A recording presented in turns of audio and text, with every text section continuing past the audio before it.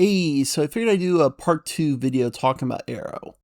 I recommend seeing part 1 before checking this out. I'll just state then, I've only really seen season 1 and 2, with no expectation to keep watching, whereas now, I've seen all 8 seasons of Arrow. So while I stand by everything I said then, I have more evolved and complex thoughts. I could really ramble on for hours, but I'll try to keep things concise here.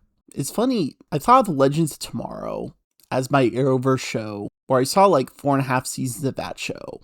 It's a good old wacky show which explores the more fantastical side, and you don't need to take things too seriously. But Arrow's a more grounded show to get into, is in fact the first show to kick off this universe. And really, I've had a lot of evolved time travel theories since then, so it's going to be a little harder getting to Legends Tomorrow and really finishing it. I mentioned possibility of making a Green Arrow animation, so it's fair to give this a fair shake. Here's my overall seasonal ranking.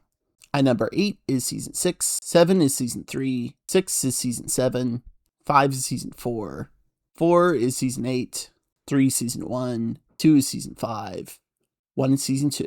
If season 4 seems a little high, as that's often considered like the worst season of Arrow, well, I like to be a contrarian. And honestly, it helps know in hindsight who is buried in the grave, so I don't need this BS tension of who's who. Like when I saw Felicity Hurd in episode 9, it's like, oh, that is a dirty fake out. And honestly, the way a lot of this was handled was like in version of season 3. Like there, that season was kicked off with death, which they made in some murder mystery plot and ended up getting reversed anyway. Whereas here, they killed Laurel to get back at Quentin, and when she dies, she stays dead. She doesn't come back, outside of Earth 2 counterpart. Also, I like Damien Darhk. He's a fun guy. He's more suited for Legends Tomorrow, but he's fun for what he is here. Also, I like the Green Arrow outfit sleeveless. It kind of suits him.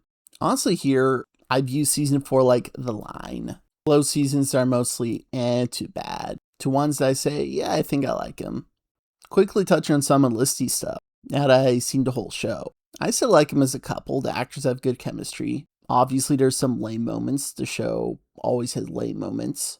It was also a good motivator getting me through the series.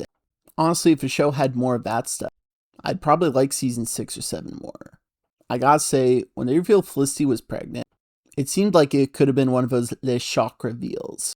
But no, she was gonna eventually tell Ollie, and she indeed does tell Ollie in a natural way. I don't know, it's kind of a nice progression from the show's usual BS drama.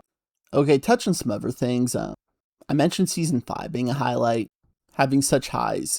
It could really go toe-to-toe with season 2. It's funny how the season was basically a course correction from season 4. Like after all the magic stuff, they went back to a dark archer fellow with a mysterious identity.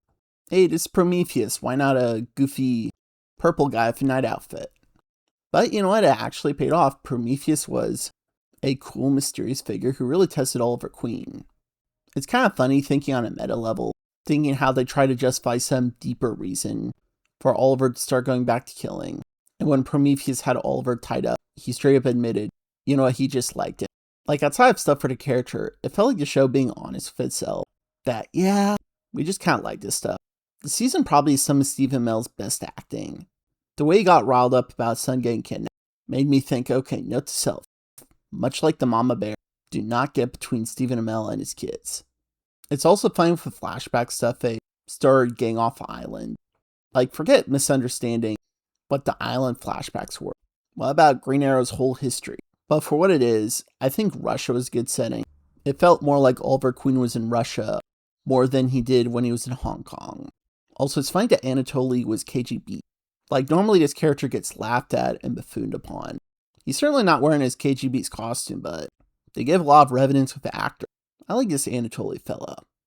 Also, I gotta say with the introduction of Talia al Ghul, a much better working of the Al Ghul family member compared to Razin and Nyssa. And a lot of it really is, it doesn't feel like Green Arrow is replacing Batman in this scenario. Like, Talia is no lover here. She's just someone who gives some words of wisdom, like how Oliver should return to his family in Russia or helping him out of a prison. I can imagine her having whatever she has with Batman, but have this sort of sibling dynamic with Oliver here. It's cool. Getting to Green Arrow lore, it's interesting that Green Arrow was in fact part of his team way back, close to his first introduction with the 7 Soldiers of Victory.